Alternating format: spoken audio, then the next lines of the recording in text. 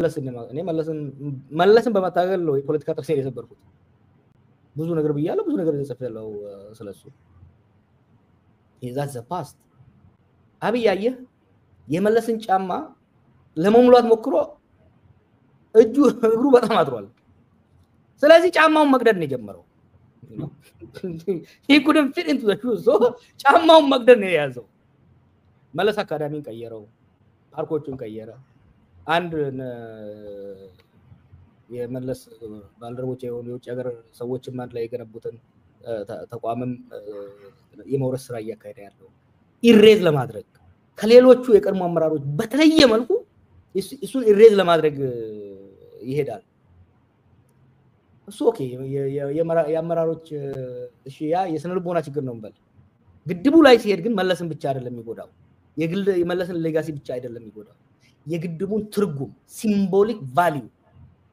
ሲምቦሊክ ቫልዩ አድዋ ሁሉ የሚነሳው የሲምቦሊክ ቫልዩ ሁሉም የሀገራችን ብሔረሰቦች ተሳትፈውበት የውጭ ወራሪን የሰበሩበት ስለሆነ it's a symbol of our collective action ሀገር የሚመሰረተው በሚት ነው ሀገር የሚመሰረተው በዩኒፋይንግ ሲምቦል ያስፈልጋል የሚያስማማ ሀገራዊ ምልክት አድዋ ወዲህ ቅድም ዶክተር ገዱ እንዳለው ትልቁ የሀገራችን ህዝቦች ተረባርበው በጋራ ያሳኩት ነገር ይሄ ግድብ ነውና ይሄን ግድብ በማነካካት ወደንተ ማድረጉ አደጋ ስላለው ነውና አሁንም ቢሆን በዚህ ግድብ ስራ ላይ የተሳተፉ ሁሉ ሊመሰገኑ ይገባቸዋል አብይ የሄደበት አካሄድ የትንሽ ሰው አካሄድ ነው የብልግና አካሄድ ነው ደሞ አይሳካለትም እኮ ስለዚህ ግድብ እኮ የሰማነው ያየነው በመለስ አመራርና በሱ ጋር ከነበሩ ሰዎች ጋር ነው እና ያንን አስቀምጦ መሄድ እኔ እኮ ለመለስ የሂውማን ራይትስ ሴንተር በስሙ ይሰማ አይደለም ያልኩት he was not good in human rights ግን በዚህ ግድብ ላይ I think መለስን ማመስገን ሌሎችንም እዛው ተሳተፉት ማመስገን አብይ የሚሄድበት ሁኔታ ሀገራችን አሳንሶ ከራሱ እኩል አደረጋት ታውቃለህ ሁሉን ነገር መከላከያውን እሱ ነው የገነባው መከላከያው እሱ ነው የገነባው ሁሉን ነገር ለምሳሌ ባለፈው ያነሳው በዚህ ጨርሰን እንዳላስረዘ ብሔራዊ ደህንነትን አፍርሶታል ኒስ የሚባለው ፕራክቲካሊ አፍርሶታል ኢንሳን ነው ሁሌ ከፍ የሚያደርገው ገንዘብ ምዛር የሚሄደው አሁን ኢቭን ኒስ ላይ የኢንሳን ሰዎች ነው ያመጣ የሚያስቀምጠው እነዚህ ሁለት የተለያዩ የደህንነት ተቋማት ናቸው አንዱ ሂውማን ኢንተለጀንስ ላይ ፕራይመሪሊ የሚሰራ ነው በሰባዊ መረጃ ላይ የሚሰራ አንዱ በቴክኖሎጂ በሳይበር ሴኩሪቲ ላይ የሚሰራ ነው በዚህ መሰረት የወቅቱን ሁኔታ ትንተና በተመለከተ ነገ ልንሄድ የምናስብበትን ፍኖት በተመለከተ ሁሉ እናነሳለን ከሁሉ አስቀድሞ ሁለታችሁም በዚህ በርዕዮት ይሄንን ውይይት ለማካሄድ ስለተገኛችሁ እጅግ አድርጌ አመሰግናለሁ ለተከታታዮቻችን ሰላም ታቀርቡ እንኳን መጣችሁ በጣም ደስ ብሎኛል ለዚህ ስለተገናኘን እንደዚህ ባለ መልኩ ጃዋር ቀጥል ቴዲ አንተም አድማጮቼንም አመሰግናለሁ እንኳን በዳግም ተገናኘን ቴዎድሮስ እና ዜና እንኳን ደህና ቆያችሁን የርዕዮት ተከታታዮችን እንደሰነበታችሁ እንደምን አላችሁ ለማለት ፈልጋለሁ አመሰግናለሁ በጣም አመሰግናለሁ እንግዲህ ሁለታችሁንም በተለያዩ ከዚህ ቀደም ርዕዮት ላይ አውርቻችኋለሁ ግን ዛሬ በአንድ ላይ ስትገኙ ለመጀመሪያ ጊዜ ነው እንደሚገባኝ ከሆነ በተለይ ሀገር ከወጣችሁ በኋላ በአደባባይ በሚዲያ የተገናኛችሁበት ጊዜም ለመጀመሪያ ጊዜ ይመስለኛልና ያንን ከተመለከተ አንድ ጥያቄ ልጀምር ከሁሉ በፊት የናንተ እዚሁ እንዲህ ባለ መልኩ መገኘት ስለ ፖለቲካው ምን እንደሚናገር ልጠይቃችሁ ፈልጌ ነው በሁለት መንገድ አንድ በአሁኑ ወቅት እየተካሄደ ካለው እንቅስቃሴ አንፃር እንዲህ መሰል ጥምረቶችንም ፋይዳ ለማየት ይረዳልና ሁለተኛው ግን ዋናው በአገር ውስጥ ያለው ፖለቲካ ሁኔታስ ምን መምሰሉን ያሳያል ለምሳሌ ጃዋር ከውጪ ሆነህ በሚዲያና በሌሎች መንገዶች ስትታገል ቆይተህ ወደ ሀገር በኋላ የታሰርክ እንዲሁም የተሰደድክ እንደሆነ ይታወቃል ዶክተር ገዱም እንደዚሁ በመንግስትና በፓርቲ ውስጥ ለ10 ዓመታት ስታገለግል ከቆየህ በኋላ አሁን ተሰደሃል በአደባባይም ቢሆን እንዲህ ባለ ሁኔታ መገናኘታችሁ ባለፉት ዓመታት ከውጭ የገባችሁትንም ከውስጥ የነበራችሁትንም የገፈተረ ፖለቲካዊ ሁኔታ ምን ሐሳብ ይጭርባችኋል ማለት ፈልጌ ነው። አብይ ኢንዲስክሪሚኔት ኦፌንደር ብቻ ተብሎ የሚታለፍ ነው? ጀዋር ካንተ ልጀምር። ከታላቅ መጀመር አይሻልም? ግድ የለም አንተ ከወጣቶቹ እሺ ከፈቀድክልኝ ይህን ወጣትነት ሁልጊዜ እንድናነሳለት እየፈለገ ስለሆነ እሱ ስለዚህ ለሽበቷ ካሳ መሆኑ ነው። ለማንኛውም በመጀመሪያ ግዱ ይሄ ለውጥ እንዲመጣ በኢህአዴግ ውስጥ ከፍተኛ ስራ ከሰሩት ሰዎች ውስጥ ነው እና መጀመሪያ አካባቢ ባላንጣ ብንሆንም ወደ መጨረሻ አካባቢ በየትግል አጋሮችም ነበር። ከዛ በኋላ ሀገር ቤት ከገባው በኋላም እዛ ባበር ጋብዞኝ ሰፊ ውይይቶች እነዛ ውይይቶች ፍሬ ቢያፈሩ ኖሮ ዛሬ ሀገራችን የገባችበት ችግር ውስጥ ማትገባ ነበረች። ትዝ ይለኛል እዛ ሄደን ከተዘዝ ጋርም ነበረ ሰፊ ውይይት ንጉሱ ጥራው ነበረ ሰፊ ውይይት አድርገን የዛን ውይይት ሪፖርት ለናብይ አቅርቤ ነበር ስመለስ እነዛ አይነት ውይይቶች ቢቀጥሉ ኖሮ እዚህ ችግር ውስጥ አንገባም ነበር። ተለጠየቀው እንግዲህ ከውጭ ስንታገል የነበር ነው ከውስጥም ስንታገል የነበር ነው። ከፍተኛ ተስፋ ነበረን ይህ ለውጥ ሀገራችንን ወደ ፍትሃዊ ያለበት ዲሞክራሲያዊ ስርዓት መከባበር ያለበት የተረጋጋ ሰላምና ልማት የሚኖርበት ሀገር ለማምጣት ተስፋ ነበረን ከውስጥም ከውጭ ስንታገል የነበረው። የዛ መጨናገፍ የዛ መጠለፍ እኛ እንደ ግለሰብ ብቻ ሳይሆን ሀገራችን እንደ ሀገር ያጣንበትና በጣም አሳዛኝና የሀገር ህልውና የህዝብ ህልውና አደጋ ላይ የጣለ ሁኔታ ውስጥ መኖራችን ተርታለስ ይመስለኛል እዚህ መገናኘታችን። ገዱም እንደዚሁ ላይ እንደ ሐሳብ እንድትሰጥ ነው። አሁን እንግዲህ አገር ውስጥ የሌሉት እናንተ እዚህ ስለተገኛችሁ እንደ ውክልና ያነሳሁት እንጂ በወቅቱ በፖለቲካ ውስጥ ይሳተፉ የነበሩት አቶ ለማም በአገር ቤት የሉም። በጊዜው በሌላ አንጻር ሆኖም ቢሆን በጊዜው በህይወት የነበሩት በርካታ ባለስልጣናት ከፊሎቹ በጦርነት ተገድለዋል፣ ሌሎቹ ከሀገር ተሰደዋል ወዘተና እንደዚህ ያለ የፖለቲካ ምድረ በዳ ላይ በዚህ በ7 ዓመት ውስጥ መደረሱ የሚፈጥርብህን ሐሳብ እንድታወራለን። በጣም አመሰግናለሁ ቴድሮስ። እንግዲህ አንተ እንዳነሳው ኋላ ጀዋር እንዳለው ከጀዋር ጋር ያው እኔ በኢህአዴግነት እሱ በኢህአዴግ ተቃዋሚነት የተወሰነ ጊዜ አሳልፈናል። ኋላ ደግሞ ለውጥ በመጣበት ጊዜ ያለውት ዞሮ በኢትዮጵያ ውስጥ ትልቅ ችግር የሆነውን የዲሞክራሲ ስርዓት ግንባታውን ያደርጋል፣ ኢትዮጵያን ወደ ዲሞክራሲ ያሸጋግራል የሚል ተስፋ ነበረ። እኔ በበኩሌ ሌላውም የኢትዮጵያ ሕዝብ ኢንስፓየር የሆነበት ሁኔታ ከፍተኛ ፍላጎት ከፍተኛ ተስፋ ያሳደርንበት ሁኔታ ነበረ። በእውነቱ ለመናገር እንዲህ አይነት ፊት ኢህአዴግ የሚጎሉት ጉዳዮች እንደነበሩ ስላመን ነው ወደ ለውጥ የገባ ነው። ግን እንዲህ አይነት መስቀልቅል ያለ ሁኔታ ይመጣል ገምተን ማናውቅ ነበር፣ በተለይ በመጀመሪያዎቹ አካባቢ። ነገር ግን አሁን እኛንም ለስደት ሀገራችንንም ለህልውና አደጋና ህብረተሰባችንን ለስቃይ የዳረገ ሁኔታ ተፈጥሯል። እንግዲህ ዛሬ ጀዋርና እኔ ስንገናኝ እዚህ ዞሮ የኢትዮጵያ ጉዳይ ያገባኛል የሚል ሰው ማንኛውም ሰው አገር እንዲህ ባለ ፈተና ውስጥ በሚወድቅበት ጊዜ ብዙ ልዩነቶች የህይወት ዓለም ልዩነት በተለያዩ ጉዳዮች ላይ ልዩነት ቢኖር ቅድሚያ የሚያስፈልገው እንዴት አድርገን ሀገርን ማዳን አለብን የሚል ነው።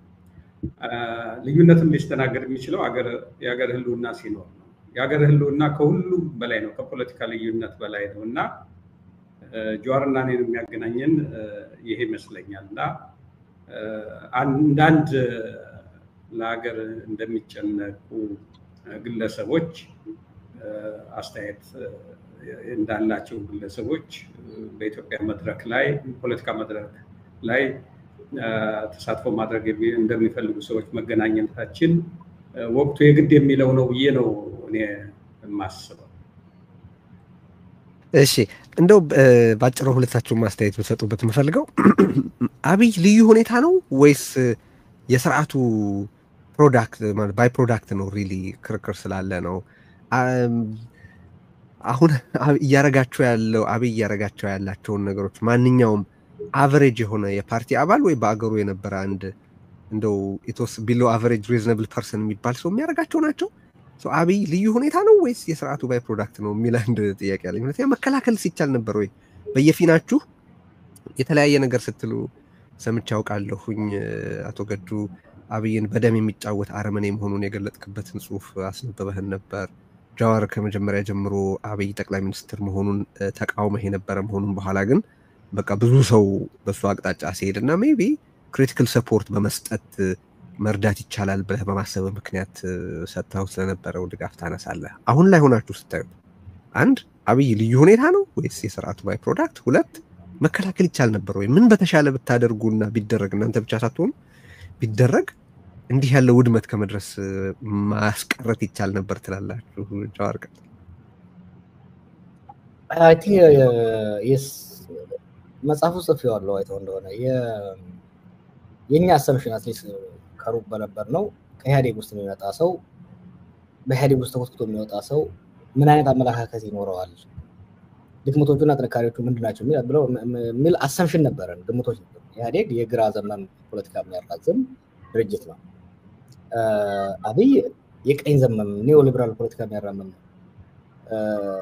እንደዛ አይነት ሰው ከኢህአዴግ ውስጥ ይወጣል ብዬ ለመገመት ኖት ኢን ሚሊዮን ይርስ በጣም ዩኒክ የሆነ አሁን ትልቆችን እናውቃለን፣ ጁኒየሮችን እናውቃለን። አጥናታቸዋል ከነመለስ ከነበረከት ከነባዱላ ከነገዱ ከነለማ ከሌሎቹም ከነደብረጽዮን ምንም እንኳን የተለያየ ልዩነት ቢኖራቸው አሁንም የነሱ የእውቀት ምንጭና የፖለቲካ ትንታኔ ምንጭ የግራው ፖለቲካ ነው እና አብይ ግን ኮምፕሊትሊ ኦፖዚት ነው። አንድ እሱ፣ ሁለተኛ የፐርሰናሊቲ ባው ሌላ ነገር ስታይ ዩኒክ ነውና መከልከል ይቻል ነበር። አይ ቲንክ እሱ ላይ ዶክተር ገዱ በስፋት ሄደበት አካባቢ ነበሩ፣ ሞክረናል።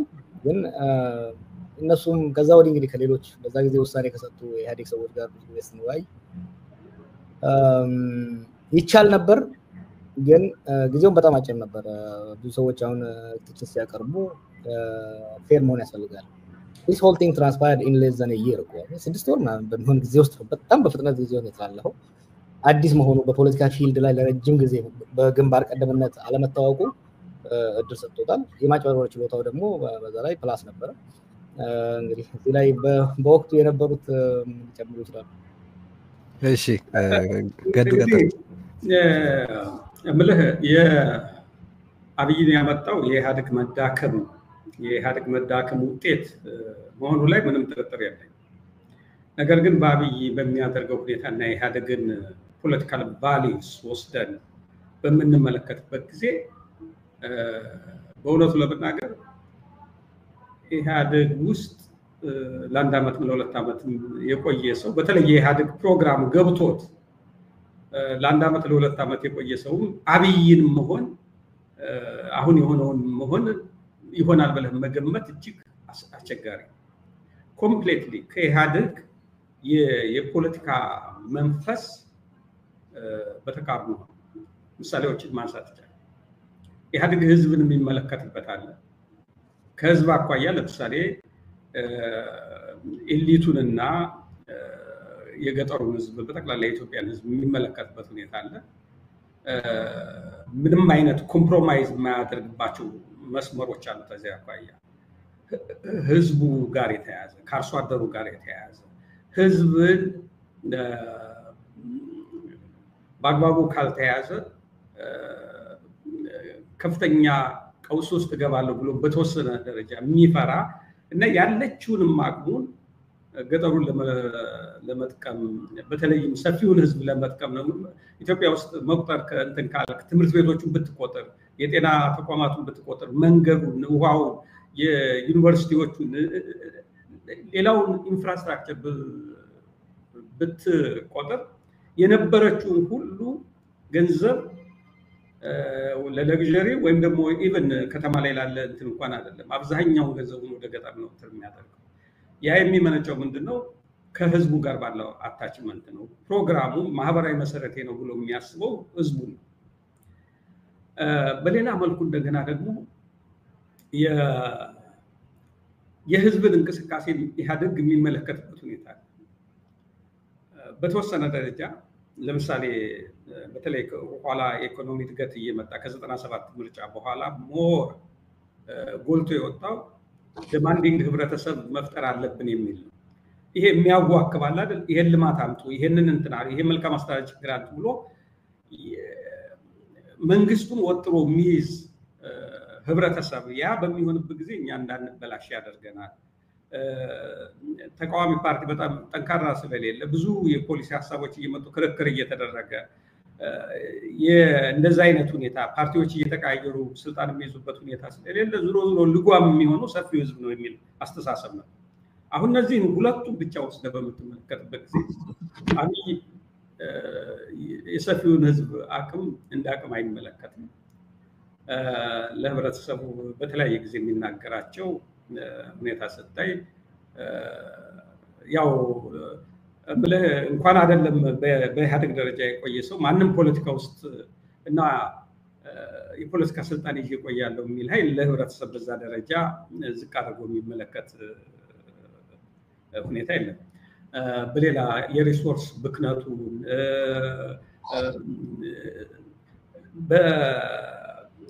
በእይታ ደረጃ በምትወስድበት ጊዜ ኮምፕሌትሊ ከኢህአዴግ ተቃራኒ ነው። በሌላ መልኩ ኢህአዴግ አሁን ወታደሩ ሄዶ ገጠር ላይ የአርሶ አደር መንደሮችን ሲያቃጥል፣ ሰብል ሲያቃጥል ስታይ ብዙ ነገሮችን በምታይበት ጊዜ ኢህአዴግ በ17 ዓመቱ የትጥቅ ትግልም ሆነ ኋላ በተለያዩ የጸጥታ ችግሮች በሚያጋጥሙበት ጊዜ አርሶ አደርን የሚመለከትበት ህብረተሰብን የሚመለከትበት ሁኔታ ልክ ነው። ዋነኛ አቀንቃኝ የተባሉ ተቃዋሚዎቹን በተለይ ከስርዓቱ ጋር እንትን ያሉትን ይዞ በፎከስ ባደረገ ሁኔታ የሚያስራቸው የተለያየ ነገር እንግልት የደረሰባቸው ሰዎች አሉ። ልክ ነው። ነገር ግን ህብረተሰብን በጅምላ የመቅጣት አስተሳሰብ እና ድርጊት ይቅርና በስብሰባዎች እና በተለያዩ መንገድ ይሄንን ኢንተርቴን የሚያደርጉ ጉዳዮች በሚንጸባረቁበት ጊዜ የነበረውን የውስጥ ትግል ለሚገነዘብ ሰው አብይ የኢህአዴግ ውጤት ነው ሊል አይችልም። ፈጽሞ ተቃራኒ እንትን ነው እና አክቹዋሊ የውጭ አምልኮ የዓለም ባንክ የአይኤምኤፍ የሚባሉት እርዳታ እንዲሰጡ ኢህአዴግም ጎንበስ ቀና ብሎ ይጠይቃል፣ ይደራደራል። ግን በእነሱ ፖሊሲ እንዲመራ ኢህአዴግ ሀገሪቱ በእነሱ ፖሊሲ መሰረት እንድትሄድ ያልተደረገ ነገር እኮ አልነበረም። ግን ዘወር በሉ ብሎ እንትን የሚል ነው እና እንደው በብዙ መመዘኛ የኢህአዴግ ውጤት ነው ብለህ ልትወስድ አትችልም። ራሱን የቻለ ኢህአዴግ ውስጥ የማይታወቅ ተደብቆ የነበረ ሌላ ራሱን የቻለ በራሱ ልትገመግመው፣ ልታየው፣ ልትመዝነው የሚገባ ሰው አድርጌ ነው የምመለከተው። ማስቆም ትችሉ ነበረ የሚል ጥያቄ አንስቼ ነበር። ባጭሩ አስተያየት እንድሰጥበት ፈልጌ ማለት። እሺ ቀጥል። ወንበሩን ሳንሰጥ እንችል ነበረ። ምን መሰለህ፣ 2-3 ፋክተሮች ነበሩ። ወንበሩን ከሰጠ በኋላ ስልጣኑን ከሰጠው በኋላ እምልህ በመጀመሪያዎቹ አካባቢ ሊደረግ የሚችል ሊኖር ይችላል፣ መጀመሪያዎቹ ወራት። ከዛ በኋላ ግን አስቸጋሪ ነው። ትልቁ ስህተት የተፈጠረው መጀመሪያ ስልጣኑ ሲሰጥ። በዚህ ላይ ፋክተሮቹ ምንድን ናቸው?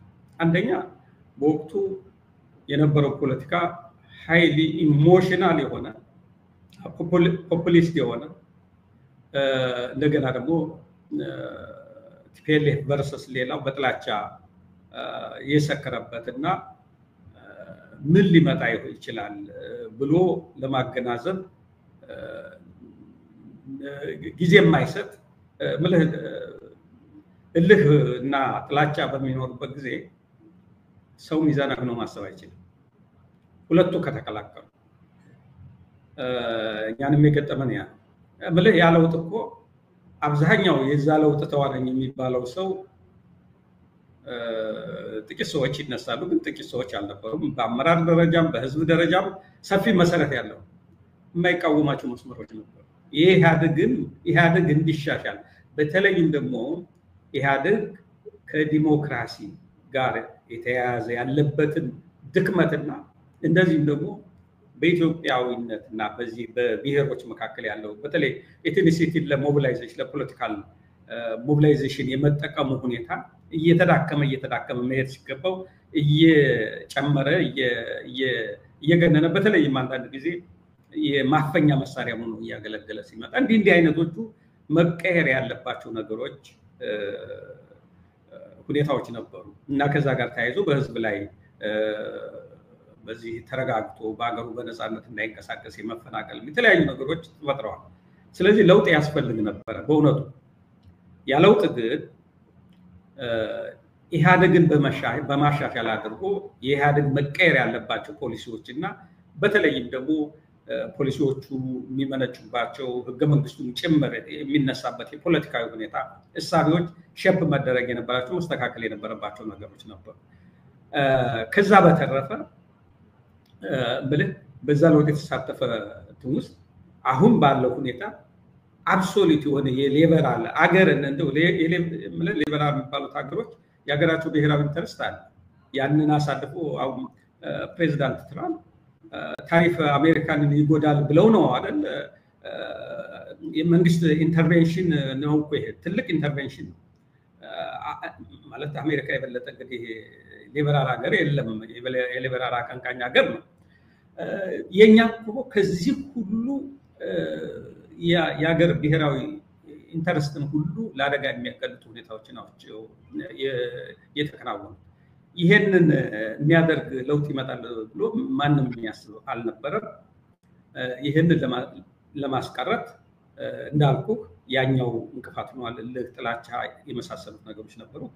ሌላ ፋክተር ደግሞ አብዛኛዎቹ የለውጡ አንቀሳቃሽ ክልል ላይ የነበሩ ሰዎች ናቸው። በተለይ አማራ ክልል አብዛኛው አመራር ስለ አብይ የነበረው ግንዛቤ በእውነቱ ለመናገር ሩቅ ነው። አብይ በረጅም ጊዜ በኢህአዴግ ውስጥ እንግዲህ ኢንተራክሽን የሚካሄድባቸው ሰው ጋር የሚተዋወቅባቸው መድረኮች አሉ። አክቲቭ ኢንቮልቭመንት ያላቸው ሰዎች የሚታወቁበት። አብይ በነዛም ውስጥ አልነበረም። ስልጠናዎቹ ምናምን ወይም ደግሞ ያን ያህል ለሰው ግልጽ ሆኖ ሊታወቅ በሚችል መንገድ ነበረ ማለት አይቻልም። ያም ሆኖ ግን ጥያቄ ያነሱ ሰዎች ነበሩ። ስሬስ የሆነ አብይ አገሩ ለመምራት የአቅምም የፖለቲካ አቅምም ወደ ዲሞክራሲ የሚያሸጋግር ፖለቲካል ዊሊንግነስ ወይም ደግሞ የፖለቲካ ፍላጎትም ኮሚትመንትም የለውም። ይልቁንም ይህን ሀገር ወደ ቀውስ ያሸጋግረዋል ብለው አጥብቀው የተሟገቱ ሰዎች ነበሩ። ነገር ግን በዛ ያ እልህና የጥላቻ እንትን ስለነበረ መስመር ስለነበረ መደማመጥ ሊፈጥር አልቻለም። አብዛኛው ሰው እንዲመረጥ አደረገው። እስከዛ ድረስ ይህን መቆጣጠር ይቻል ነበር። ከተመረጠም በኋላ የተወሰኑ ወራቶች ይድል ነበሩ። በተለይም ደግሞ የኢህአዴግ ድርጅቶችን ለአለማፍረስ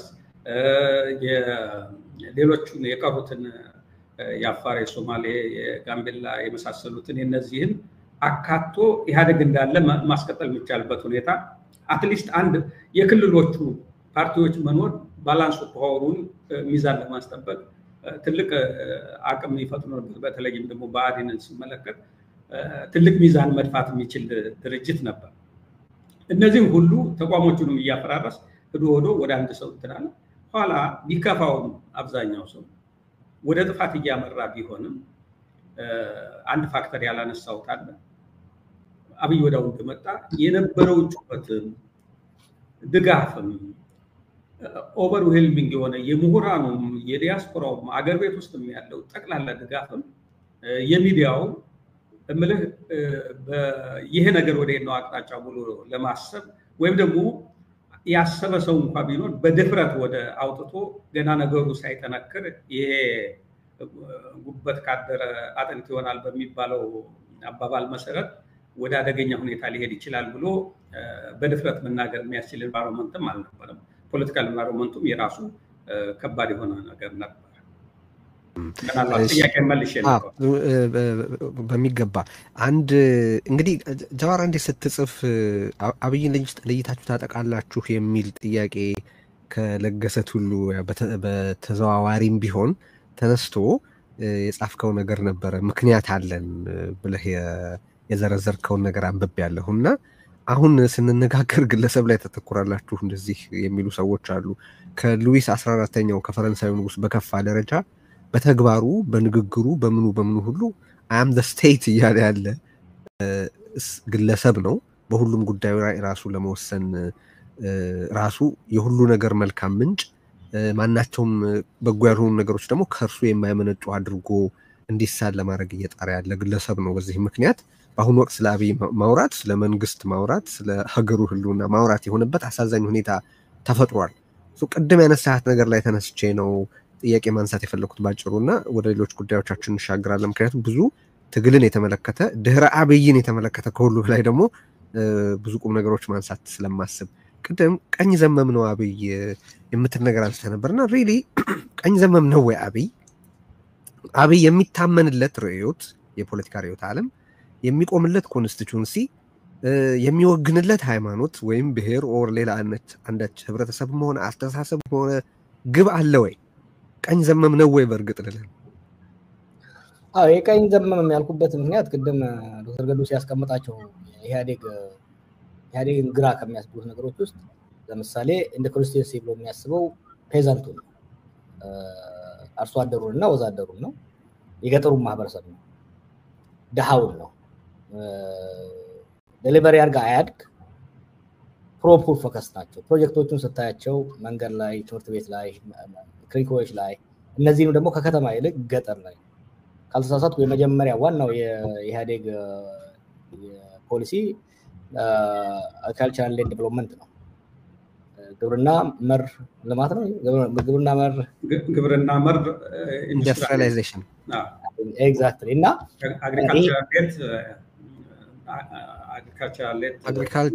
agricultural development led industrialization አድሊ ነው እና ከዛ በኋላ ነው ጂቲፒ 1 እና 2 የመጣው።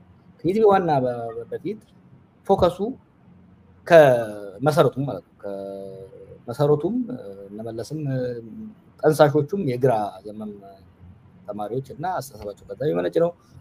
ስልጣን ከተያዘ በኋላም ግራ ዘመም ፕሮ ሩለር የሆነ ፖሊሲ አመለካከት ያላቸው አብይ ስትወስድ ገጠሩን ኮምፕሊትሊ አባንደን አድርጎታል። ካንተ ጋር ነው ነገር ስንወያይ አንድ የተናገሩ ከሆነ ትልቅ የፖለቲካ አመራር ጋር ተገቡ ሄደን ያኔ ገና ፋኖና ቄሮ አልታጠቁም እና ግን ይህን ገጠሩን ያውኩት ነበር። ኧረ የፖለቲካ ኤሊቱ ሰብሰብ ብሎ ይሄ አናርኪው ሰብሰብ ማለት አለበት ስንል ምን አጨነቃችሁ? ከአዲስ አበባ 100 ኪሎ ሜትር ላይ ሬዲየስ በመከላከያ አጥራ ነው ግሪን ዞን ፈጥረን እንላለን። ልክ እንደ ሶማሊያና እንደ ባግዳድ ቀልዱን ነበር የመሰለን። አሁን ከዛ በኋላ የምታደርገው ኢንቨስት የሚያደርገው ምን ላይ ነው? ከተማዎች ላይ ነው። ራሱ ነው እንደዛ ያለ ራሱ። ይሄን ደግሞ ለሌላ ለብሶ ያለው ነገር ነው እና አሁን እኮ የሚያደርገውን ስታይ 4 ኪሎ ላይ 100 ኪሎ ሜትር ሬዲየስ ላይ ካላወቀው በስተቀር አሁን ያው ያወቀው ነው እንጂ ችግር የለውም። ኢንቨስትመንቱንም ተመልከተው፣ ፎከስ የሚያደርገውን ስታየው የሚሰበስባቸውን ሰዎች ተመልከት። ስለ ባህር በር ለመወያየት መከላከያን አይደለም የሰበሰበው፣ ምሁራን አይደለም የሰበሰበው፣ ነጋዴዎችን የሰበሰበው፣ ሀብታም ነጋዴዎችን የሰበሰበው። እስከዛሬ ያደረጋቸው ስብሰባዎች ዶክተር ገዱ ሊያርሙኝ ይችላሉ። ከህዝብ ጋር የተደረጉ ስብሰባዎችን ብታይ እርግጠኛ ነኝ 80% የሚሆነው ከከተሜው ከነጋዴው ጋር ነው። ራይት ዊንግ ምልህ ወደ ራይት ዘመም ነው ስለ ወጥ የሆነ እንደ ሌላው ዓለም ወጥ የሆነ የቀኝ ዘመም የፖለቲካ አይዲዮሎጂ ዲቨሎፕ ያደረገ አለው ሳይሆን ዝንባሌው ወደ ቀኝ ነው። በተለይ ደግሞ ከኢህአዴግ ውስጥ አንዱ ፕሮባብሊ የኛ ስህተት የነበረው እኛ ቀኝ ዘመም ግራ ዘመም አምባገነን ከኢህአዴግ ውስጥ ወጥቶ እንዳያስቀጥል ነበር ጥርጣሬያችን ዝግጅታችን በቀኝ ነው ኳሱ የገባበት ነው እና ከዛ አንፃር ነው ያስቀመጡ ያለውት እና አንዱ ብቻ ለመጨመር ቅድም ያልከው ይሄ ለምሱ ላይ ታነጣጥራላችሁ አይ ቲንክ በአለም ታሪክ ስቴት ፓርቲ እና ግለሰብ አንድ የሆኑበት እንዳሁኑ ያለ አይመስለኝም ጋዳፊ ነው አንዱ የሞከረው የተለያየ ቦታ ላይ ሞክረዋል የሚያስብ እንደዛም ፕራክቲስ ያደረገ ሌላ ያለ አይመስለኝም እና ያም ራሱ it comes largely from right wing populism የሚመጣ ነውና ግን ፎከሱ ስታየው ፎከሱ ደሃን ማጥፋት እንጂ ድህነትን ማጥፋት አይደለም ፈንዳሜንታል ልዩነቱ ደሃን ማጥፋት አንድ ቪዲዮ አለ ሌላ ጊዜ በድጋሚ ማሳየት አስፈላጊ ነው ሚኒስትሮችን ሰብስቦ በባስ አዲስ አበባ ውስጥ ነበር አምና ነው መሰለኝ እና እዛው አንድ ሾው ይሁን ሳያስበው የተናገረው ነገር አለ ይሄ ሰው ከኤርፖርት ሲመጣ ይሄ ቆሻሻ ምናምን ሳያይ ቀጥታ ቤተ መንግስት እንዲደርስ ብሎ የሚናገረው ነገር አለ that is really ይሄ ደሃን የመደበቅ ደሃን የመሸፈን ኮሪደር የሚባለው ነገር ብታያሁን ሀብታሙና አፍሉዌንት የሆነው ማህበረሰብ ከውጭ የሚመጣው ቱሪስቱ ድህነትን እንዳያይ ደሃን እንዳይታይ የትራዲሽናል ሌፍት ዊንግ ፖለቲካል ዲስኮርስ ደግሞ ድህነት እንዲቀንስ ድህነት ቅነሳ ፕሮግራም አይደለም የሚባሉት አሁን ያጠፋቸውን ፕሮግራሞች የሴቲኔት ፕሮግራም ምናምን የምንላቸው ነገሮች በሙሉ ያጠፋቸውን ነገሮች ስታይ ያጠፋቸው ፕሮጀክቶች ዳውን ለምሳሌ ያዩ ማዳበሪያ ፋብሪካን አጥፎ ሪዞርቶችን ነው የገነባው እና ይሄ ነው ትንሽ ወደ ቀኝ ዘመም ግን አንተ you are right well thought የሆነ አይዲዮሎጂ ግን የለውም ትንሽ ለማለት እዚህ ላይ እሺ አብይ ስልጣን ላይ እንደመጣ የመጣቸው ፕሮጀክቶች ዝም ብለህ ብትወስድ እኔ አማራ ክልል ውስጥ አብይ ወደ ስልጣን ሲመጣ 30-40 የመንገድ ፕሮጀክቶች ከሞላ ጎደል ወደ 200 ቢሊዮን አካባቢ ብር ሊያወጡ የሚችሉ በጂቲፒ 1 እና በጂቲፒ 2 ታቀደው ግንባታቸው የተጀመረ አንዳንዶቹ ጨረታቸው አልቋል እነዚህ አይነት እንትኖች ነበሩ ከሞላ ጎደል ሁሉም አልቋል እንደ አማራ ክልል ስለማውቀው በገጠር የጤና ተቋማት ትልቁ ትኩረት መከላከልን ማዕከል ያደረገ ነው አሁን ወባ ከሞላ ጎደል በወረርሽኝ መልክ ኢትዮጵያ ውስጥ ህዝብን የሚገል የነበረ በተለይ ከክረምቱ ጀምሮ እስከ ጥቅምት ዳር ድረስ አብዛኛውን አርሶ አደር በተለይ የገጠሩን ህዝብ ከስራ የሚያስተጓጉልበት ወቅት ነው ያ በመከላከል ከሞላ ጎደል ወረርሽኝ ሆኖ መነሳቱ አቁሞ ነበር ማለት ይቻላል ገጠር ላይ ከኢትዮጵያ እናቶች ወላድ እናቶች ውስጥ በወሊድ ምክንያት የሚሞቱት በአፍሪካ ደረጃም በጣም ሲግኒፊካንት ነው በጣም ትልቅ ነው ይሄንን ለመቀነስ በአንድ ወረዳ ከሞላ ጎደል ኦን አቨሬጅ ልበለው ከ4 እስከ 5 አንዳንድ ቦታ 6 7 አምቡላንሶች ነበሩ the whole purpose በገጠር ያሉ እናቶች የከተሞቹ አክሰስ አላቸው የገጠሩ ለጤና ሩቅ ናቸው ወደ ጤና ጣቢያዎች መሄድ የሚወስደው ጊዜ ለማሳጠር አምቡላንሶች በየገጠሩ ተሰማርተው ከእነዚህ መንገዱም ቆሟል አምቡላንሶቹ ለወታደር ቁስለኛ ማመላለሻ ሆነዋል አሁን ገጠር ውስጥ ገብቶት ይሄ ጤና መከላከል የሚባል ከሞላ ጎደል ለስሙ መነሳቱ ቀርቷል ትምህርት ቤት ተጨማሪ ትምህርት ቤት እንትን አይልም እኔ አማራ ክልል ርዕሰ መስተዳድር ሆኜ በነበረበት ጊዜ 6 ሚሊዮን ተማሪዎች በአንደኛ ደረጃም በሁለተኛ ደረጃም በኮሌጆች የሚማሩ ናቸው አሁን የህዝብ ቁጥሩ በየአመቱ እየጨመረ ነው የሚለው አሁን ወደ 2.5 አካባቢ ነው ከ3 ሚሊዮን በታች ነው እየተማረ ያለው ኢማጂን ምን ያህል እንትኑን ሲግኒፊካንት የሆነ የሶሳይቲውን እየገደለው እንደሆነ አገሩ እንጂ ይሄ በኦሮሚያም ነው በትግራይ የባሰ ሁኔታ እንዳለ ነው ያው በጦርነቱ ምክንያት በተለያየ ሀገሪቱ አካባቢ ይሄ ነው እንደ እንትን ዩኒቨርሲቲ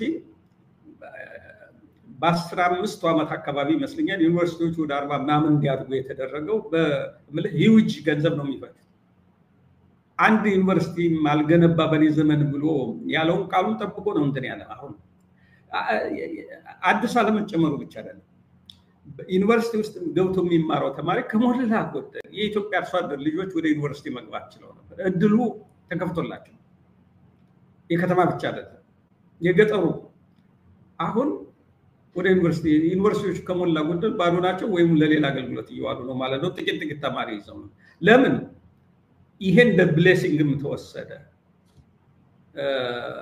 በጀት ቀነሰ ለዩኒቨርሲቲዎች የሚመደበው በጀት ቀንሶ ለምን ዋለ ለጎዳና እንትን ለከተማ ትኩረት ሰጥቷል ወይ ብለህ ከወሰድክ ከተማ ላይ አዲስ አበባ ነው ወስደን እስኪ ኢህአዴግ በኋላ አብይ ከመጣ በኋላ ስንት መንገዶች ናቸው አስፋልት መንገዶች ማለት በጣም የትራፊክ መጨናነቅ ያለበት ከተማ ነው አዲስ አበባ ስንት አስፋልት መንገዶች ተጨመሩ ብትል 2 ወይ 3 ልታገኝ ትችላለህ ቁመዋል ማለት ይሄ የሥራ ዕድል ቢፈጥር ከተሞቹን የሚያሳምር የኮብልስቶን እንትን ነበር በጠቅላላ ባገሪቱ እንደ እንትን የተወሰደ በጣም ከተሞችን የሚያሳምር ማለት ከሞላ ጎደል ቁመዋል በጥቃት ቀጥተኛ ጥቃት የደረሰበት ኮንዶሚኒየም ነው ኮንዶሚኒየም ለአብዛኛው ዝቅተኛ ነዋሪና ለከተማው ነዋሪ ህዝብ እጅግ ጠቃሚ የሆነ እንትን ነው ፕሮጀክት ነው ይሄ ፕሮግራም ጥቃት ከደረሰባቸው ናቸው እና እነዚህን ወስደህ ህዝብን ማዕከል ያደረገ ለህዝብ የሚሰራ ነገር የለም አሁን በጣም ሊበራል አድርጌ እንዳልመለከተው ሊበራላይዝድ የሆነው ነገር ምንድነው ብለህ ከወሰድከው እነዚህ ገንዘብ አገኝባቸው ያላቸውና ዝናገኝባቸው ያላቸውን ነገሮች ቴሌን ሲሸጥ ቴሌ ሰርቪሱ ኤፊሽንት ሆኖ ለሀገር አገልግሎቱ እንዲሰጥ አይደለም ሊበራላይዝድ የተደረገው ማለት የተሸጠ ገንዘቡ ለጦርነት ይፈልግ ስለነበር አሁን ባንኮችም እየተፈለጉ ሌሎችም እንትኖች እነዚህ ለሚያካሄደው ለሾርት ሳይትድ ለሆኑ ፕሮጀክቶቹ ማስፈጸሚያ የሚሆን ነገር ለማግኘት ካልሆነ በስተቀር ሊበራል የሊበራሊዝም እኮ አንዱ ቁልፉ መመዘኛ ህግ ነው አይደል ሎ ኤንድ ኦርደር ኢትዮጵያ ውስጥ እኮ ዋነኛው ህግ ጣሽ መንግስት ነው እና እነዚህን ወስደን ስታየው ከሊበራል ተንጋ ሳቤም አንፃር ስፍራ አይኖርም ከዛ አንፃር ቦታ የለውም አጓጉል መንግስት ያለን አጓጉል አስተሳሰቡ ቅዠት እኮ ነው አንድ የሆነ ነገር አቋም አምነህበት ዛሬም ተናግረው ነገም የምታድርለት የምትውልበት የምትቀጥለው ሐሳብ ቢኖር ወስደህ ከአንደኛው ጋር ካራክተራይዝ ልታደርገው ትችላለህ አሁን እኮ ያብይ እንትን ካታጎራይዝ ለማድረግ አስቸጋሪ እና የሚሻለው አንድ በኢትዮጵያ የታሪክ የፖለቲካ ሂስትሪ ውስጥ አንድ በድንገት ብቅ ብሎ አገር እንትን መስምሶ ያወጣ ሰው አድርገህ ካልሆነ በስተቀር ከየትኛውም የፖለቲካ አስተላለፍ ልትወስደው አትችልም ኦፍ ኮርስ ይሄንን የፈጠረ የፖለቲካ መድረክ ለዚህ የተመቸ ሁኔታ የፈጠረው ዞሮ የሀገራችን ፖለቲካል ኢኮኖሚ ያለበት ውስንነት ነው ማለት ይቻላል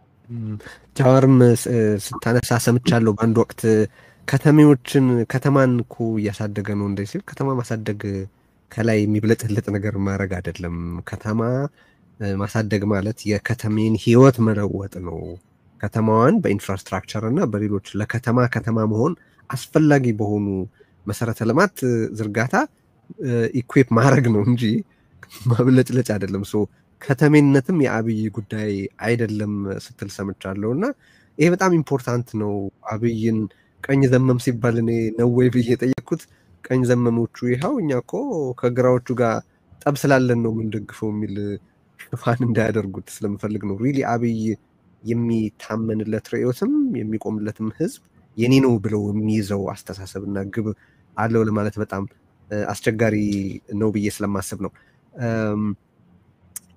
ባጭሩ አሁንም ግድቡን በተመለከተ ሰሞኑን እየተወራ ነውና እሱን በተመለከተ አንስተን ወደ ትግልና ወደ ድህረ አብይ ጉዳዮች እንሄዳለን ወደ ህልውና ትግሉ አቅጣጫ አሁን ያለው መሰባሰብ እንዴት በምን ምዕራፍ እንዲያልፍ እንደሚጠበቅ አሁን ያለበትን የተቃውሞ የህልውና ትግል ደረጃንም እንደዚሁ እንድታነሱ ፈልጋለሁ። ግን ሰሞነኛ አጀንዳ የግድቡ መጠናቀቅ መሆኑን ታውቃላችሁና አብይ ይህንን ፕሮጀክት አውራው ተዋናይ ራሱ እንደሆነ አድርጎ ሌሎቹን ለማኮሰስ ሲጠቀምበት እንመለከታለን እና ዶክተር ገዱ እንግዲህ አንተ የረዥም ጊዜ የኢህአዴግ ከፍተኛ አመራር እንደነበርክ ሰው ከዚያም በኋላ በግድቡ ጉዳዮች በተደጋጋሚ በውጭ ጉዳይ የዲፕሎማሲ እና ሎቢንግ ጭምር እንደተሳተፈ ሰው ይህንን የአብይ ሌጋሲ ሽሚያ እንዴት እያየኸው ነው? አንድ ነገር ሳትልበት መሄድህ ትክክል አይደለም ብዬ ስላሰብኩ ነው። ሁለተኛ ጃዋርም ከዛ ቀጥሎ ግድቡን በተመለከተ ሳያስቆመው ሳያጠፋው እዚህ ስለደረሰ ራሱ የሆነ ክሬዲት ልንሰጠው ይገባ ይሆናል ሌሎቹን ካደረገው አኳያ ስትል ሰምቻለሁና ይሄ ግድብ አብይን ተፋልሞ የደረሰ አብይን ተዋግቶ የደረሰ ፕሮጀክት ነው ብዬ ነው የማስበው። እኔ ቆስሎ ነው የደረሰው ኦሪጂናሊ ከታሰበበት መጠንና ፋይዳ አንጻር ካየ ነው ከአብይ ጋር ተፋልሞ ህዝቡ ልብ ውስጥ ስለነበረ አብይን ፋይት አድርጎ እዛ የደረሰ ግድብ ነው እንጂ በአብይ ፍላጎት እዚህ የደረሰ ግድብ አይደለም የሚል ሐሳብ አለኝና ሪሊ እዚህ ዝርዝር ውስጥ መኖር ያለበት ማለት ስለፈጸማቸው ጥቃቶች በብሔራዊ ጥቅምም ሆነ በግድቡ ላይ ስለፈጸማቸው ጥቃቶች ያሉን ሐሳቦች እንድታጋራ ነው። ገዱ ባንተ መጀመር እንችላለን። እሺ እንግዲህ የህዳሴ ግድብን በተመለከተ አገራዊ ፕሮጀክት በመሆኑ ኢትዮጵያን አሁን ያለነው ወደፊት የሚመጣው ጄኔሬሽን የሚኮራበት ግድብ ስለሆነ መጠናቀቁ አገራችንንም ህዝባችንን በጠቅላላ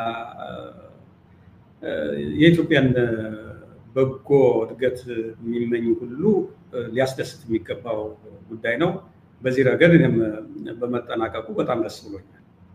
ከዛ በተረፈ ግን ግድቡ እንግዲህ ሲታቀድ ምንድነው ግቦች ነበሩት። አንደኛው ክሊር የሆነው ግቡ ኢትዮጵያ ብዙ የውሃ ሀብት አላት፣ ከውሃ ሀብቷ ትጠቀም በእውቀትም በገንዘብ እጥረትም እና በሌላ በውጭ ባለ ጫናም በዋናነት ግን በውስጣዊ ሁኔታው ምክንያት ሳትጠቀም ትኖራለች። ይሄን አሁን የውሃ ሀብቷ የዛ ወቅት ጠላት ተደርጎ የተፈረጀው ድህነት ስለነበረ ከድህነት መውጫ አንድ ቁልፍ መሳሪያ ተደርጎ ነው ግድቡ የታቀደው። ማንንም መጥቀም መጉዳት ሌላ አይደለም። ታሳቢው የኢትዮጵያ ሕዝብን ከድህነት የማላቀቁ እንቅስቃሴ የተቀጣጠለበት ጊዜ ስለነበረ ደግሞ የኃይል ጉዳይ እጅግ የኃይል አቅርቦት እጅግ ወሳኝ የነበረበት ሁኔታ እየተፈጠረ ስለመጣ የህዳሴ ግድብን መገንባት ለተጀመረው ጸረ ድህነት ትግል ትልቅ ሚና ይኖረዋል በሚል አንደኛው እሳቤ እና ዋናው ይሄ ነው። በሁለተኛ ደረጃ ፖለቲካዊና ዲፕሎማሲያዊ ግቦችም ነበሩት ከጂኦፖለቲካ አኳያ። በዚህ በህዳሴ ግድብ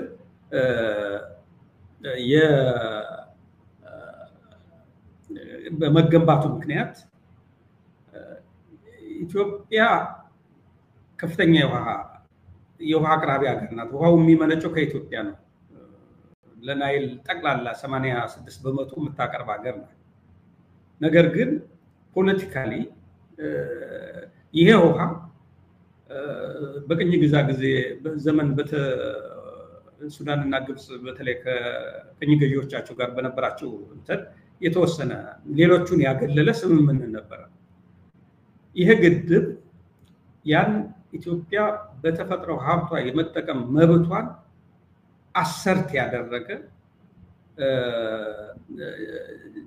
ዲፕሎማሲያዊም ጂኦፖለቲካዊ ትርጉምም የነበረው ትልቅ ፕሮጀክት ነው። በሶስተኛ ደረጃ ይሄ የህዳሴ ግድብ ግንባታ የኢትዮጵያን ተጠቃሚነት ብቻ አጉልቶ የሚያወጣና የኢትዮጵያን መብት ለማስመር ብቻ ሳይሆን በጠቅላላ የናይል ተፋሰስ ሀገሮችን ሰክሰስፉሊ ኢትዮጵያ ሞቢላይዝ ያደረገችበት ግድብ ነው ማለት ነው እና እንደማይመለከታቸው የራሳቸው የተፈጥሮ ሀብት ሆኖ እያለ ግን ያንን ለመጠቀም ሌላ ፈቃድ የሚጠይቁ መስሎ እስከዛ የሚሰማቸው የነበሩ ሀገሮች ሁሉ በተፈጥሮ ሀብታቸው የመጠቀም መብት እንዳላቸው ግንዛቤ ያሳደገ ትብብርም የፈጠረ ነው። ይሄ ሴፍ የሚባል የተፋሰሱን ሀገሮች የሚያስተሳስር አንድ የጋራ ፍሬምወርክ አግሪመንት ተፈርሟል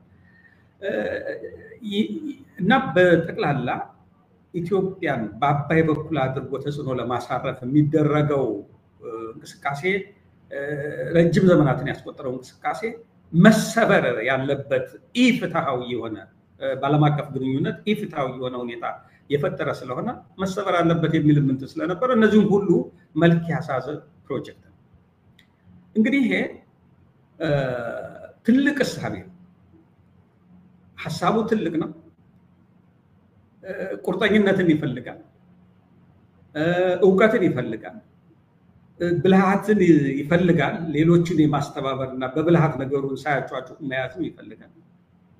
ከዚያ አኳያ የጠቅላላ የኢህአዴግ አመራር የወሰደው እርምጃ በእውነቱ ታሪካዊ የሆነ ስራ ነው ማለት ይቻላል። ከዛ በላይ ደግሞ መለስ ዜናዊ እንዳንድ መሪ ብለህ ዕውቀቱን አርበኝነቱን ለሀገር ለልማት ለኢትዮጵያን ትልቅ ሀገር የማድረግ ህልሙን በተግባር ያረጋገጠበት ትልቅ ፕሮጀክት ነው።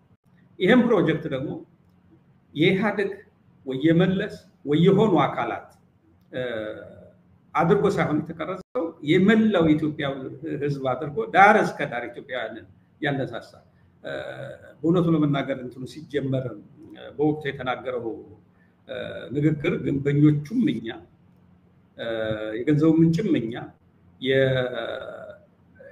የመሐንዲሶቹም እኛ የሚለው እንትን እና ለኢትዮጵያ ህዝብ ነው ኮሊንግ ያጣር እንትን ያለው እና ያ ህዝብ ዳር እስከ ዳር ዲያስፖራ እንኳን ሆስታይል የነበረው ለኢህአዴግ ተቃዋሚ የነበረው በዚህ አጀንዳ ዙሪያ በከፍተኛ ሁኔታ ሞቢላይዝ የሆነበት ሁኔታ እና ህዳሴ ግድብ እንዳንድ ፕሮጀክት ብቻ ሳይሆን እንዳንድ ኢትዮጵያውያንን ከሚያግባቡ በጋራ ሞቢላይዝድ ከሆኑባቸው ጥቂት ጉዳዮች ምናልባትም እንደ አድዋ ይሄ የሀገርን ነፃነት በማስከበር የመሳሰሉት ድሎች ጋር አብረ ልታየው የምትችል እንዳለ መታደል ነው።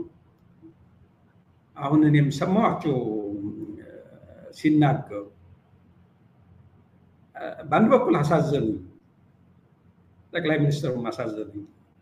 ምን ያህል የቅቡልነት ውድቀት እንደገጠመው በዚህ በህዳሴ ግድብ ተንጠልጥሎ ያ ደግሞ እኮ ሀምብል በሆነ መንገድ ትህትና በተሞላበት መንገድ ቢያደርገው የኢትዮጵያ ህዝብ ክሬዲቱን የሚነሳው አይደለም። እሱ የነበረውን አስተዋጽኦ ክሬዲቱን አይነሳው ነው።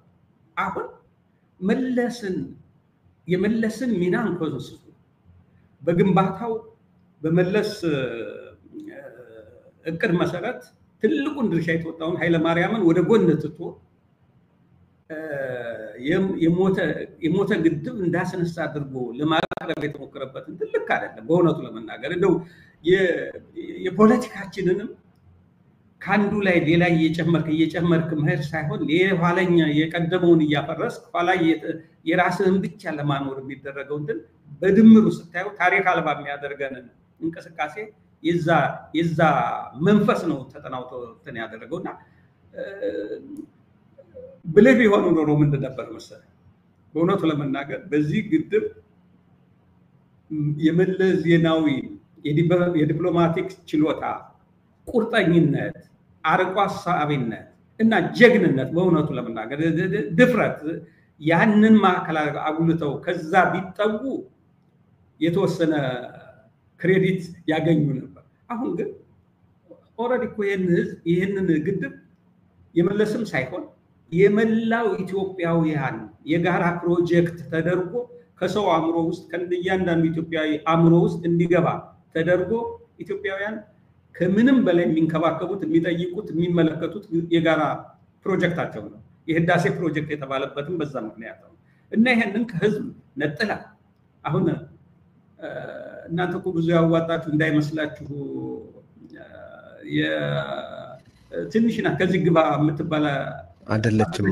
ለማጣጣል የህዝቡንም ድርሻ በማጣጣል የመንግስትንም ማነው የወቅቱን የነበረውን የመንግስት ጥረትንም የሚያጣጣል ከመለስ ዜናዊ ቀጥለህ በዚህ ግድብ ላይ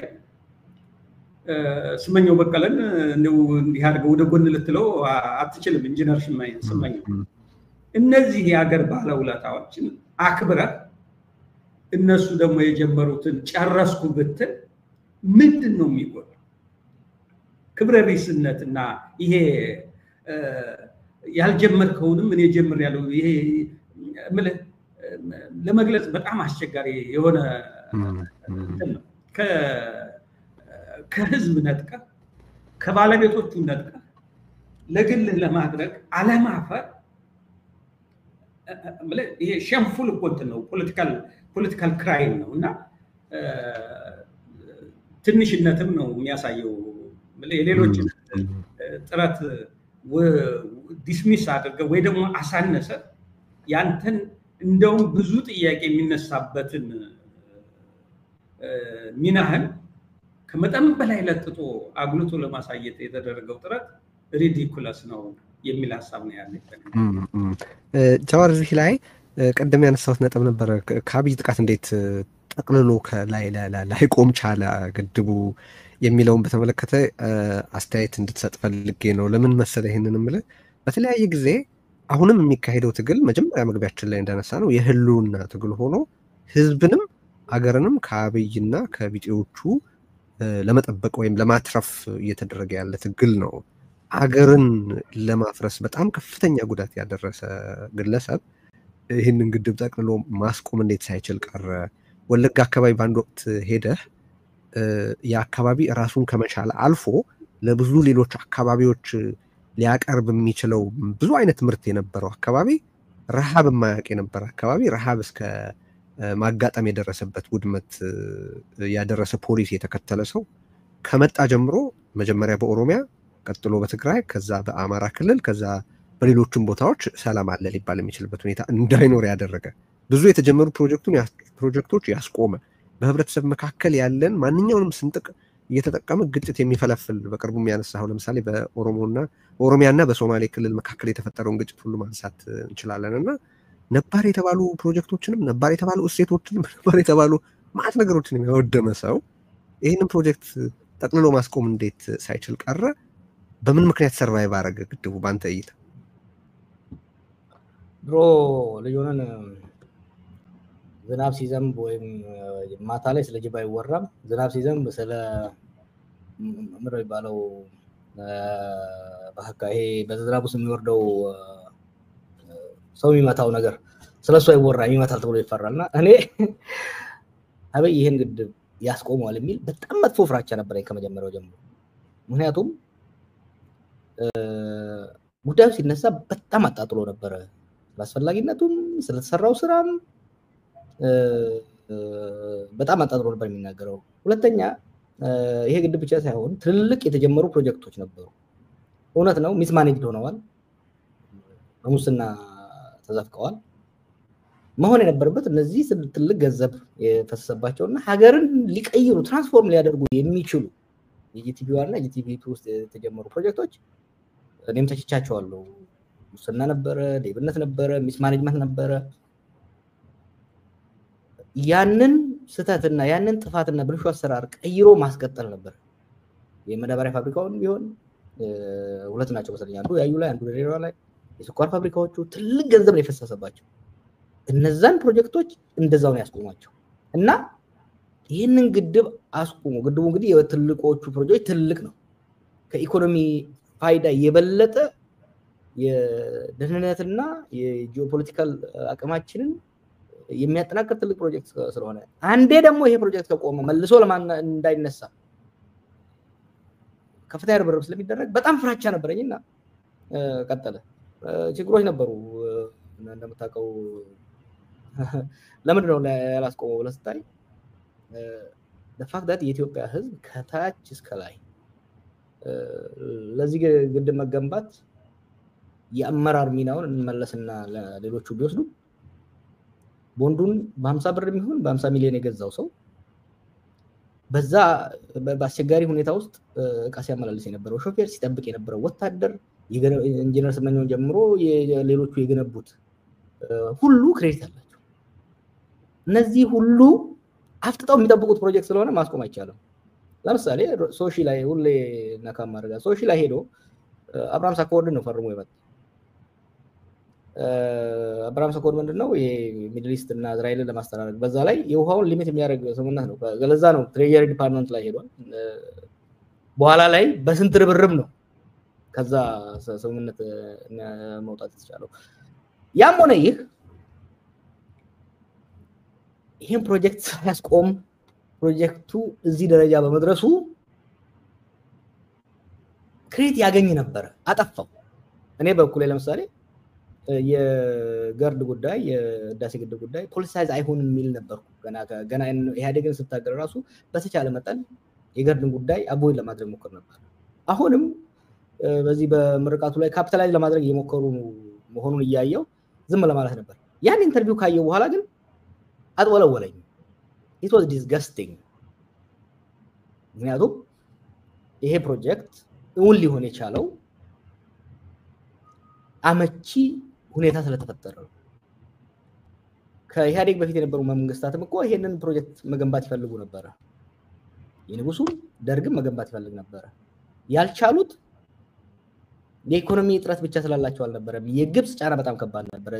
ደጋግሜ እንደምለው ግብጽ በሶስት መንገዶች ነው እኛ በናይል ላይ በአባይ ላይ ያለንን መብታችንን ጥቅማችንን እንዳናስከብር የምትከላከለው። የውስጥ ግጭቶችን በማባባስ ከጎረቤቶች ጋር በማጋጨት ኢንተርናሽናል ዲፕሎማሲ ላይ የኢንተርናሽናል ፋይናንሲንግ እንዳናገኝ ኢንተርናሽናል ዲፕሎማሲ ጫና በማውጣት መለስ በ2011-2012 አካባቢ ላይ በውስጥ የጨቋኝና አፋኝ ስርዓት ቢኖር ኢንተርናል ስታቢሊቲ መፍጠር ችሎ ነበር። አማጽያን ቢኖሩም የስቴት ሴኩሪቲን ሊደራደሩ የማይችሉበት ሁኔታ ላይ ፈጥሮ ነበር። አንድ የሀገሪቷን ሴኩሪቲ እና የፖለቲካል ስታቢሊቲ እንዲሁም ደግሞ የኢኮኖሚ አቅም በማጎልበቱ ኢትዮጵያን በአካባቢው አንከር ስቴት ወይም ደግሞ ዋና የሴኩሪቲ ስቴት የሴኩሪቲ እና የዲፕሎማሲ ማዕከል ማድረግ ችሎ ነበር። ቅድም ገዱ ሲናገር የአባይ ተፋሰስ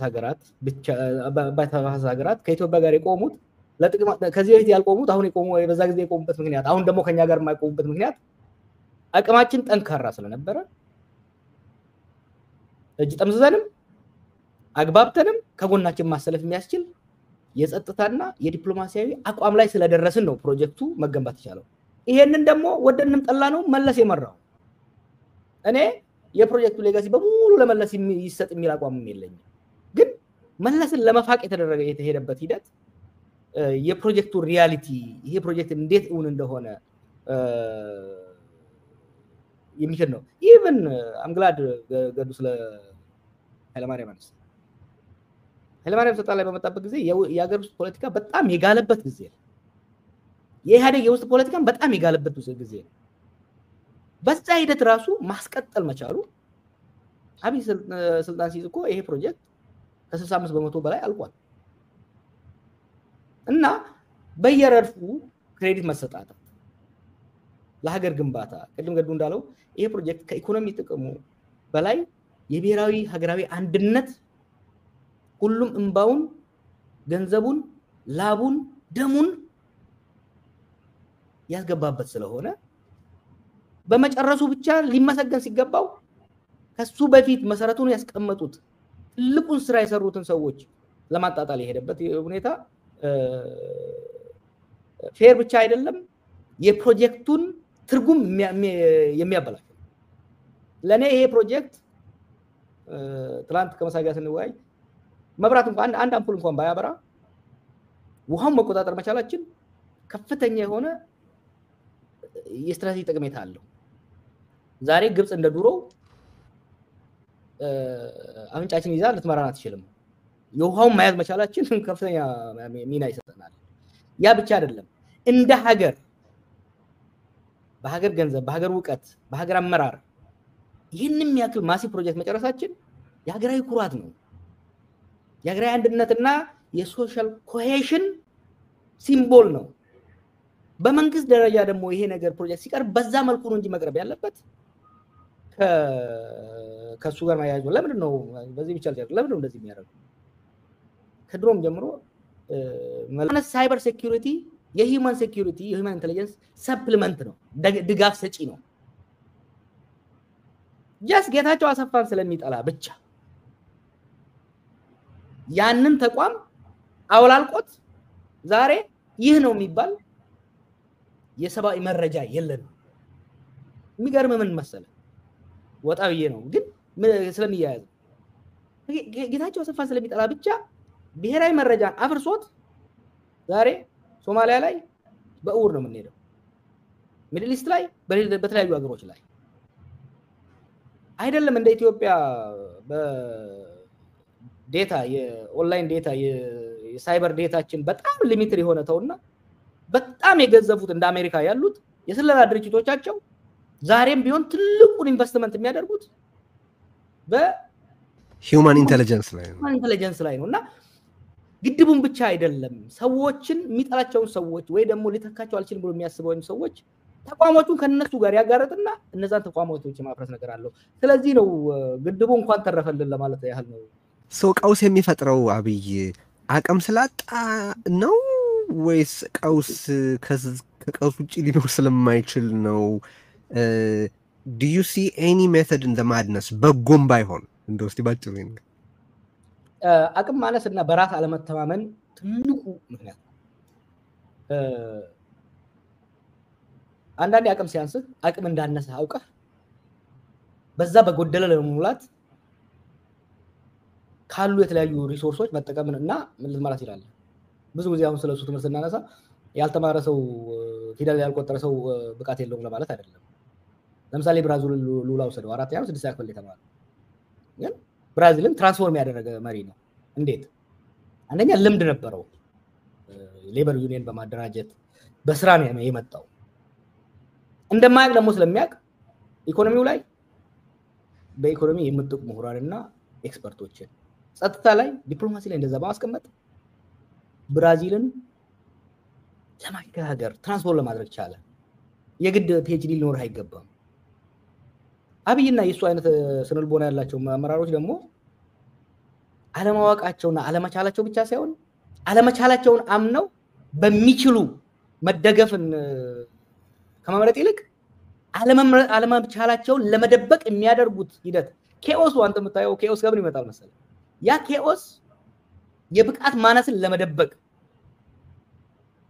የብቃት አሁን ሁሌ የፖለቲካ ጥያቄ ሲነሳበት ወደ ሴኩሪቲ ነው የሚሄደው ምክንያቱም የፖለቲካ ችግሩን በፖለቲካ ብልሃት ለመወጣት የሚያስችል ልምድም ችሎታም ስነልቦናም ስጦታም ነው ሶ ምን ያደርጋል ኬኦስ ቀውስ ወደ መፍጠር ይሄዳል ሶ ሜቶዱ በዚህ ነው የሚመጣው ችግሮችን ተጋፍቶ በእውቀት በርብርብ በትብብር ከመፍታት ይልቅ